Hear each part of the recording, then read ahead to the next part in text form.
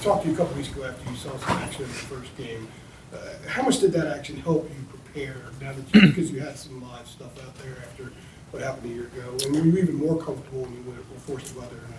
Yeah, I think I was comfortable. I thought I was comfortable, the TCU game as well. I think I prepared, the same for TCU as I would, this week. It was, just keeping my mind in it, getting all the mental reps I can, and, trying to put my best foot forward when I get out there. As a follow-up, what do you do to move the chains for this team that it needs to be done in order to move the chains? I just think we got to execute better. Come together as a team, listen to what the coaches are saying, put it all, into what coach is telling us, put it all in perspective, and just, come to work every single day and just move the ball. We got to do that. You personally? Me personally, I think I try to, keep doing what I'm doing, keep my mind in it, get as many, physical and mental reps as I can, I practice every single day, whether that's watching film extra and, just, keep putting my best foot forward. Adam? For both guys, for Will and Max, where would you say you guys think you are now? The second game against a power conference team that was pretty lopsided loss. Obviously came in off 2 straight wins, but against like the power conference competition, where do you guys think you are now?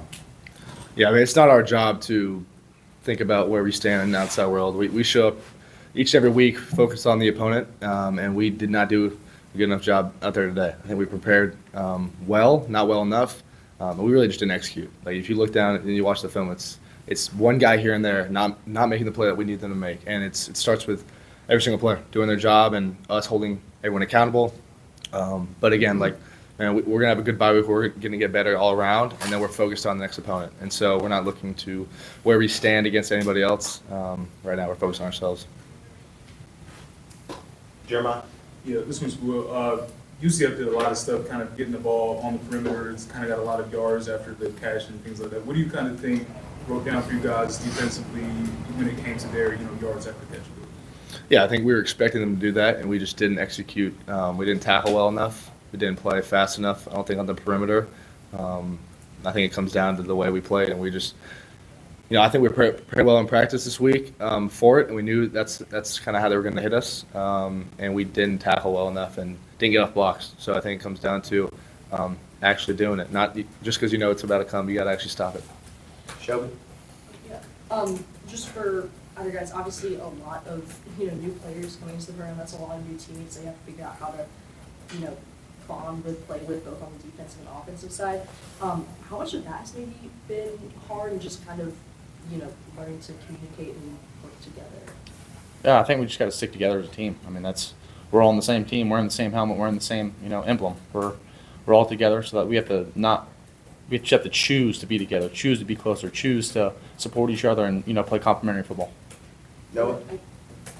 Just if you had anything to add on the defensive end, like any kind of communication issues you saw, things you feel like you need to be better with, specific to communication. Yeah, I mean, I would say everything needs to get better, but communication is for sure one of those things. But like Max is saying, we can take this loss and we can split apart. We can get closer together. I think I know we're gonna get closer together. So we're gonna use this loss for the good of the team.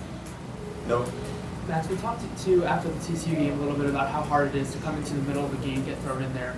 Can you just sort of expand on what it's like to just get thrown in and call and be like, all right, you're going in, and just start running the offense? Is that tough? Like, how is that for you? I don't think it's tough. I think that if you're not prepared, then you're not going to be ready. But if you're prepared, then you're going to be ready. And I think that if you keep your head in the whole game and you're paying attention to what's going on, the calls, the defense, you're going off to the sideline watching the iPad, I think that your mind stays in the game, and I think that's what I was able to do. What are some of the specific things that you do while you're on the sideline every possession with Gio or whoever with the offense? Yeah, I think it's just, hearing the calls in the headset, kind of just checking my wristband to see what the play is every single time, and trying to get a little bit behind the offense to see what the defense is doing. And then, when we come off to the sideline, talking with Coach Lombardi and kind of what's going on and what we need to do and how do we need to attack them.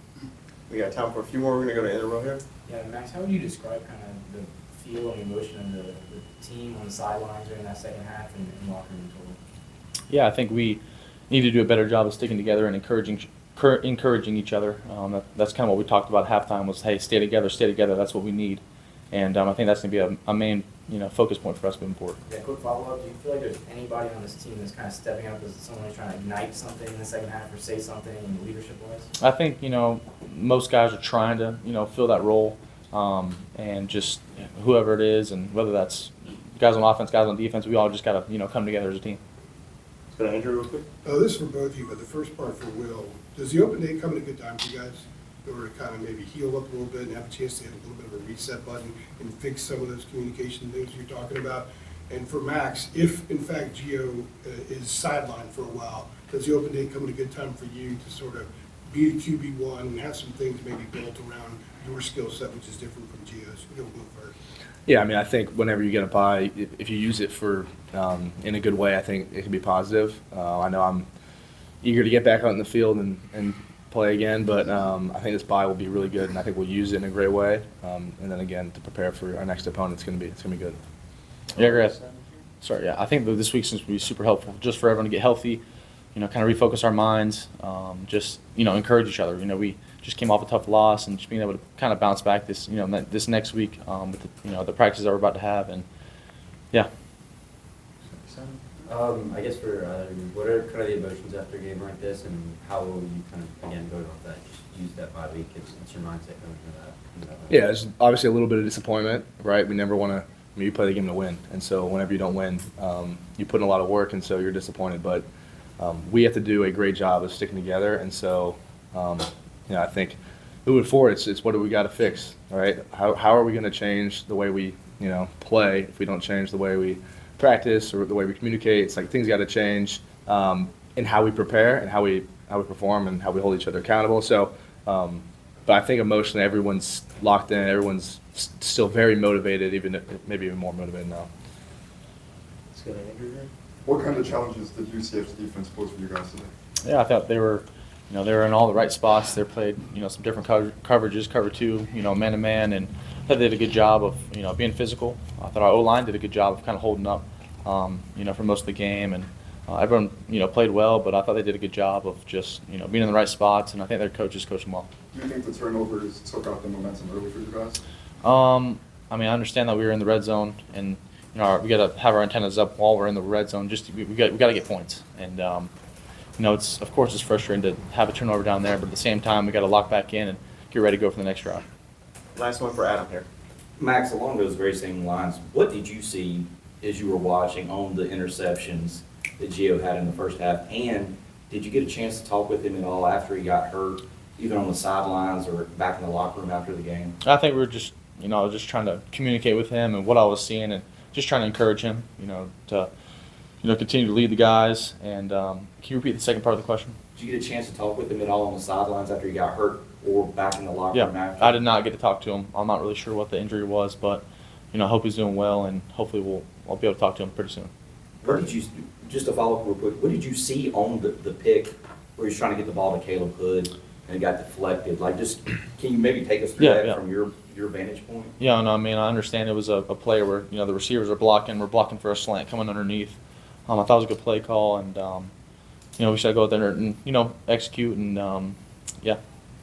Good stuff. Thanks.